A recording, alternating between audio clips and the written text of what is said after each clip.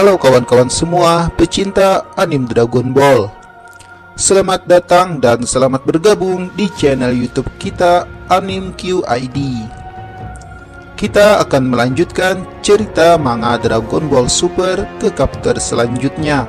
Bagi kawan-kawan yang baru bergabung di channel ini, penasaran dengan alur cerita sebelumnya, kalian bisa menggunakan link yang Mimin sediakan di kolom deskripsi. Sebelum itu, Mimin ucapkan terima kasih bagi kawan-kawan yang sudah memberikan like dan komennya di video-video Mimin. Dan terus support channel ini dengan memberikan subscribe kalian, supaya Mimin terus semangat dalam membuat video dan menceritakan manga kepada kawan-kawan semua. Tak perlu berlama-lama lagi, silahkan kalian siapkan kopi dan mari kita dengarkan suara merdu dari Mimin.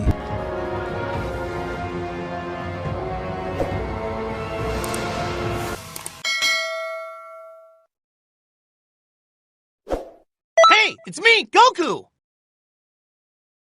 Chapter diawali dengan Daishinkan mengatakan jika dia mengirim murid kesayangannya bernama Mirus ke Universe 7 untuk belajar memperluas cara pandangnya tentang manusia. Walaupun mereka para malaikat memiliki aturan yang mengharuskan bertindak tanpa memihak, namun tak ada larangan bagi mereka pada apa yang bisa dan tidak bisa mereka lakukan. Jadi bergabungnya Mirus dalam agen Galactic Patrol adalah pilihan yang tepat selama hal itu mengizinkannya untuk mengamati sisi kebajikan dan sisi kejahatan, ucap Daishinkan. Namun Whis merasa jika Mirus telah mendapat anggapan yang bertentangan dengan ras mereka. Daishinkan juga merasa demikian, karena jika Mirus melakukan itu, dia akan merusak kode etik para malaikat.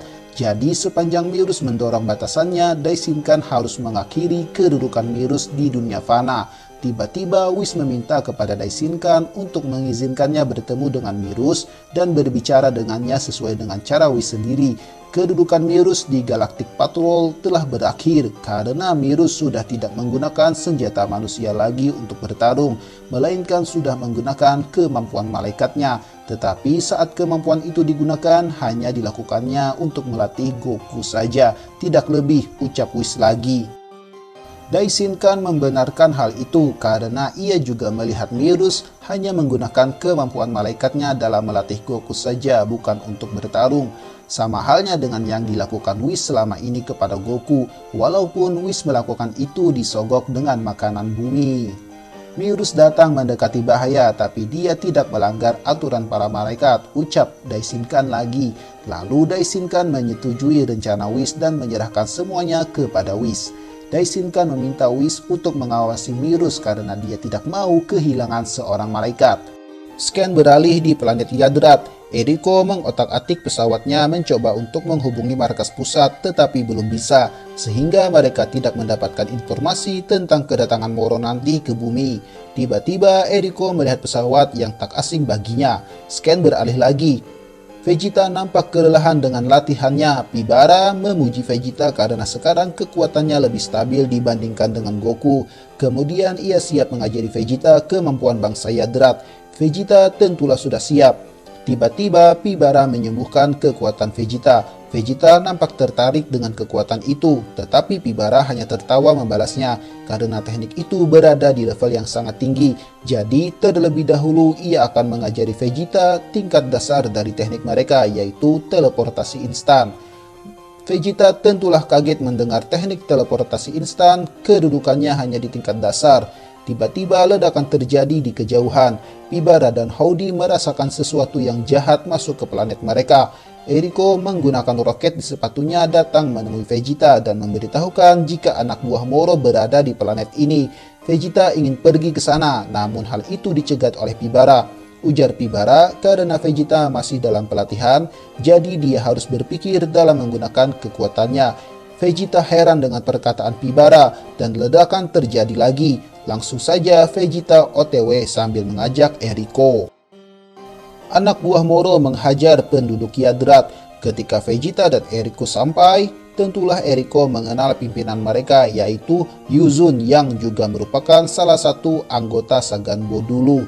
Melihat ada anggota Galactic Patrol di planet Yadrat, Yuzun mencoba mengambil ponsel di sakunya untuk memberitahukan informasi tersebut kepada Moro. Vegeta tidak membiarkan hal itu. Dia mencoba membidik tangan Yuzun ketika dia melepaskan tembakan. Tanpa disadari, dia menembak tenaga yang cukup kuat hingga membuat Yuzun terbakar karena tak sempat menghindar. Vegeta sempat kaget dengan kekuatan yang tak sengaja dikeluarkannya. Lalu Howdy dan Pibara datang menggunakan teleportasi langsung, menjelaskan jika sebelum Vegeta sampai ke Yadrat, kekuatannya masih belum stabil, jadi tidak bisa membangun kekuatan dengan baik, dan sekarang sudah berbeda. Melihat keadaan bos mereka Yuzun gosong, dua orang bawahannya mendekati Vegeta untuk menyerang. Dengan santuinya, Vegeta memukul kedua bawahan tersebut. Yuzun yang melihat itu nampak kaget sekaligus kesal dan ia pun berubah menjadi buaya darat. Perubahan wujud Yuzun membuat takut Eriko dan Howdy. Sampai-sampai Howdy membuat begitu banyak kopi dan Eriko belum pernah melihat perubahan wujud dari Yuzun. Vegeta nampak biasa saja dengan perubahan tersebut karena sudah sering menemui musuh yang berubah bentuk. Yuzun merasa sangat kuat, lalu ngebacot. Dan Vegeta langsung bergerak memukul Yuzun tanpa disadarinya. Yuzun terpulanting lalu bangun mencoba untuk membalas, tapi Vegeta kembali memojokkannya. Sampai Yuzun menggunakan bangunan untuk melempari Vegeta dan benda itu malah dikembalikan Vegeta dengan Yuzun dengan tendangan madun. Untuk menghindari bangunan tersebut, Yuzun menerbangkannya ke atas langit. Ketika lengah, Vegeta menendang perut Yuzun dan kembali melemparkannya sampai kalah dan kembali ke bentuk normalnya Yuzun. Yuzun yang terpojokan di tepi jurang laut diberi pilihan oleh Vegeta. Jika Yuzun mau kembali ke penjara galaksi, dia tidak akan membunuhnya, namun ia takkan membiarkan Yuzun kembali ke tempat Moro. Yuzun hanya tertawa kemudian membalas perkataan Vegeta dan memberitahukan kepada Vegeta jika tujuan mereka selanjutnya bukanlah planet ini melainkan adalah bumi. Tentulah Vegeta kaget mendengarnya jika Moro nanti akan pergi menuju bumi. Tanpa disadari mereka, rupanya dua orang anggota bawahan Yuzun telah menaiki pesawat dan mencoba untuk menyelamatkan Yuzun. Yuzun yang menyadari bawahannya berada di bawah jurang, lalu ia pun melompat dan pesawat mencoba untuk meninggalkan planet Yadrat, dan Yuzun mengucapkan selamat tinggal kepada Vegeta. Vegeta mencoba membidik pesawat Yuzun, tak disadari oleh awak kapal, rupanya benda besar yang terbang ke langit akibat lemparan Yuzun malah menghantam pesawat Yuzun sendiri dan mereka bertiga pun mati. Eriko yang khawatir bertanya kepada Vegeta apakah mereka sekarang harus pergi ke bumi, namun Vegeta mengatakan tidak karena ia tahu jika sekarang bumi masih belum disentuh oleh Moro. Eriko sempat kaget bagaimana Vegeta tahu akan hal itu. Pibara datang dan mengatakan kepada Vegeta jika mengasah jiwa maka dapat membuat penggunanya merasakan jiwa yang lain, walaupun jarak mereka satu sama lain berjauhan. Vegeta merasa kekurangan waktu dan teknik teleportasi tidak akan membantunya untuk menghentikan Moro dan ia meminta diajari sebuah teknik yang dapat mengalahkan musuhnya nanti. Dan Pibara pun setuju. Scan beralih.